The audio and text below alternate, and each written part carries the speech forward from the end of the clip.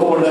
അവരെ വേദിയിലേക്ക് വിളിക്കുന്ന ആ ഒരു സമയമാണ്. ആദ്യമായി ഞാൻ സ്വാഗതം ചെയ്യുന്നു കോട്ടയം രമേശ് ചേട്ടനെ. ഞാൻ ഒരുപാട് ബഹുമാനത്തോടുകൂടി വേദിയിലേക്ക് സ്വാഗതം ചെയ്യുകയാണ്.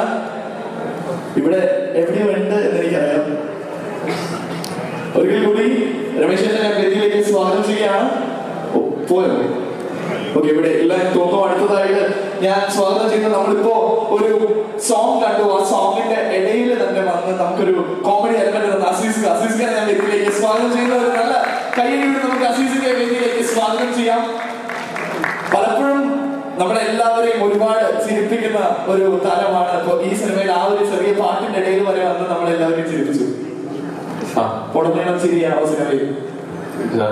എനിക്ക് പറഞ്ഞ ആകെയുള്ള ഒരു ചെറിയ ചിരിക്കുന്ന ഇലവൻ അത് മാത്രമേ ഉള്ളൂ. ബാക്കി ഒന്നുമില്ല. തങ്കമണി എന്ന് പറയുന്നത് കണ്ണീരാണ് ആ സിനിമ. അപ്പോൾ അതിൽ ഒരു നല്ലൊരു ക്യാരക്ടർ ദൈവാനുഗ്രഹം കൊണ്ട് രതീഷ് ഭായ് വിളിച്ചു തന്നു. ഒരുപാട് സന്തോഷമുണ്ട്. പണം ഇപ്പോൾ ദൈവാനുഗ്രഹം കൊണ്ട് ഒരാളെ വീട്ടിൻ്റെ ബാക്കിൽ കൂടെ കറങ്ങി വരുന്നു. അതങ്ങനെയാണ്, പണ്ടും അങ്ങനെയാണ്. അപ്പോൾ എന്തായാലും ഒരുപാട് സന്തോഷം. ദൈവത്തിന് കാണാൻ എല്ലാം ദൈവാനുഗ്രഹമാണ്. ഇപ്പോൾ ഇറങ്ങുന്ന എൻ്റെ എല്ലാ പടങ്ങളും ഇത് കൈനീട്ടി ജനങ്ങൾ സന്തോഷം. ഇനി ഒരു ആഗ്രഹം കൊണ്ട് ജോഷി സാറിന്റെ അടുത്ത പടത്തിൽ അഭിനയിക്കണം. ജോഷി സാർ നിരന്തരം കാണുമ്പോൾ ഞാൻ ചാൻസ് ചോദിക്കാറുണ്ട്. ഇന്ന് ചോദിച്ചില്ല. അപ്പോൾ എന്തായാലും എല്ലാവരുടെ അനുഗ്രഹങ്ങൾ എനിക്കും നമ്മുടെ ഈ സിനിമയ്ക്കും വേണമെന്ന് താഴ്മ അപേക്ഷിക്കുന്നു. Thank you so much. സംസാരിക്കുന്നത് എവിടെയായിരുന്നു ഇത്രയും നേരം? താങ്കൾ സത്യം പറയണം. ഞാൻ ആരും കാണാതെ പുറത്തേക്ക് മറിഞ്ഞതാണ്. എല്ലാവരും കണ്ടു. കറക്റ്റ് സമയത്ത് എങ്ങനെയുണ്ടായിരുന്നു തങ്കമണി? എന്തൊക്കെയാണ് തങ്കമണി വിശേഷങ്ങൾ? തങ്കമണി എൻ്റെ സിനിമ ജീവിതത്തിലെ ചുരുങ്ങിയ ഈ സിനിമാ ജീവിതത്തിലെ അനുഭവത്തിലെ ഒരു നല്ല എക്സ്പീരിയൻസ് ആയിരുന്നു. നല്ല സന്തോഷം പകർന്ന. എന്നാൽ ആ സമയത്ത് തങ്കമണിയിൽ സംഭവിച്ച ആളുകളുടെ ഉള്ളിലെ യഥാർത്ഥത്തിലുള്ള വേദനയും വിഷമവും ഒക്കെ എന്താണെന്ന് ഒരു ഏകദേശം നമ്മുടെ മനസ്സിൽ ഇങ്ങനെ കടന്നുകൂടി. അതിൻ്റെ ഒരു ഹാങ് ഓവറിലാണ് ആ സിനിമ കഴിഞ്ഞപ്പോൾ പോകുന്നത്.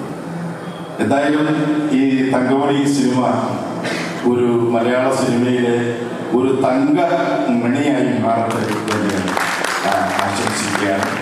അതിൽ അഭിനയിക്കാൻ കഴിഞ്ഞതിൽ എൻ്റെ മനസ്സിൽ ഒരു തങ്ക മണിയുണ്ട്. വളരെ സന്തോഷം. എന്നെ ഇതിലേക്ക് ക്ഷണിച്ചു വരുത്തിയ എൻ്റെ എല്ലാ പ്രവർത്തകർക്കും സംഘാടകർക്കും എൻ്റെ ഹൃദയം നിറഞ്ഞ നന്ദി കടപ്പാടും ഒരു അവസരത്തിലറിയിക്കുന്നു. പ്രത്യേകിച്ച് ദിലീപുമായിട്ട് ഞങ്ങൾ വളരെ ഒരുപാട് എന്നെ വേദനിപ്പിച്ചു ഈ സിനിമ. അതായത് ആദ്യം ഒരുപാട് വേദനിപ്പിച്ചു എന്ന് പറയുന്നത് ഞാൻ കഥാപാത്രത്തെയാണ് വേദനിപ്പിച്ചു, എന്നെയല്ല.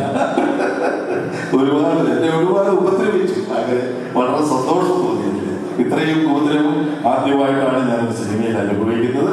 അതിൽ ദിലീപിനോട് പ്രത്യേക കിടപ്പാടുണ്ട്, നന്ദിയുണ്ട്. സിനിമ കാണുമ്പോൾ നിങ്ങൾക്ക് മനസ്സിലാവും.